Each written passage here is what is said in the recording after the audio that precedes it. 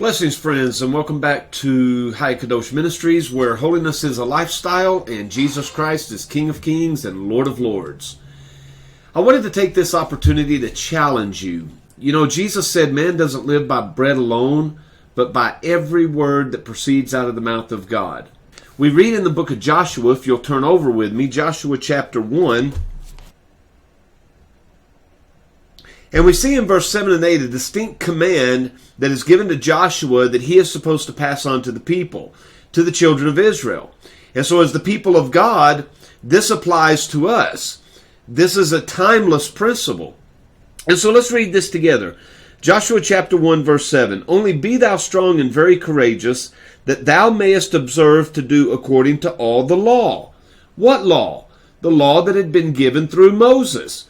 Now, friends, there are over 600, not just 10, but 600 commandments that we're supposed to live by, that govern our lives as the people of God, which Moses my servant commanded thee. Turn not from it to the right hand or to the left. It's a very straight and narrow path, friends. Do not turn from it from the right hand or to the left, so that you may prosper whithersoever you go. You reap what you sow. You obey the commandments, you will be blessed. You disobey the commandments, you will be cursed. But now look at verse 8. This book of the law shall not depart out of thy mouth, but thou shalt meditate therein day and night. Now, friend, what fills your mouth throughout your day? What is your conversation? Is it politics? Is it sports? Is it celebrity gossip? Is it what you've read on the internet or in the tabloids? Is it what's happened in the latest episode of your favorite TV drama? Or is it the Word of God? Is everything that you are about the Word of God? Does it pour out of you like rivers of living water? Is it the only thing that rolls off of your tongue? That's what we're being commanded here. Meditate therein day and night, that you may observe to do according to all that is written therein. Not just to study it, not just to read it, not just to be aware of it, and certainly not just to know it. But friends, to obey it, to live according to it, to allow it to transform you. And when I look back on my journey personally, I see that there was a time where there was a whole lot of me. And yet there was very little observance and obedience to the Word of God. But the more I read and studied the Word, it absorbed into me. And it transformed me. And I pray, friend, it's doing the same for you. That you may observe to do according to all that is written therein. Not just some of it, but all of it. You can't just avoid the things that you don't like. You don't want to offend people, so you're not going to stand for the Word of God. You're not going to teach the Word of God. You're not going to preach the Word of God. Friend, the Word of God has always offended people, and it always will. That we should observe to do according to all that is written therein.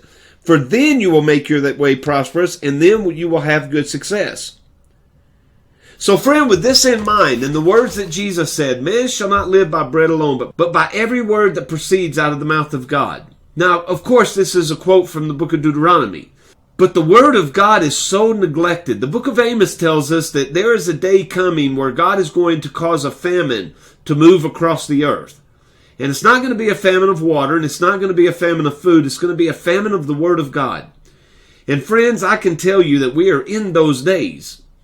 If it gets any worse, I don't know what we're going to do, because people are so illiterate. They do not know the Word of God. They do not understand the Word of God. They certainly do not know how to rightfully divide the Word of God. They don't see how Isaiah complements Matthew. They don't see how a passage in Deuteronomy links up beautifully, pieces together beautifully like two pieces of a puzzle with a passage out of Galatians. They don't see that there is a Bible within the Bible. So friends, I want to challenge you simply this. Read the Word of God. You would not pick up any other book and start in the middle. You would not pick up any other book and read only a few small sentences and put it down and walk away. No, you devour that book. Friends, read the Word of God like that. So again, I want to challenge you. You can read the New Testament. I have done it many, many times, and you can do it, friend. You can read the New Testament every single month. All you have to do is read 8.5 chapters a day, and you've done it. So I encourage you, put down the cell phone, get off of Facebook and social media, get off of the internet, turn off the TV, find a quiet place, and read 8.5 chapters every single day. Start in Matthew and read all the way to Revelation. And the next month, do the same thing. And the next month, do the same thing. Friend, there is no greater discipline that you could have in your life. And watch how this changes your life. I promise you, friend, it is the most rewarding challenge that you'll ever experience. So friends, I pray that you will take the challenge. 8.5 chapters a day, and watch how it transforms your life. You'll never be the same again. The Word of God will begin to come alive within you. And it won't just be words off of a page in your mind, but it will be the Spirit of God in you, manifesting Himself through you, through everything you say, everything that you do, everything that you think.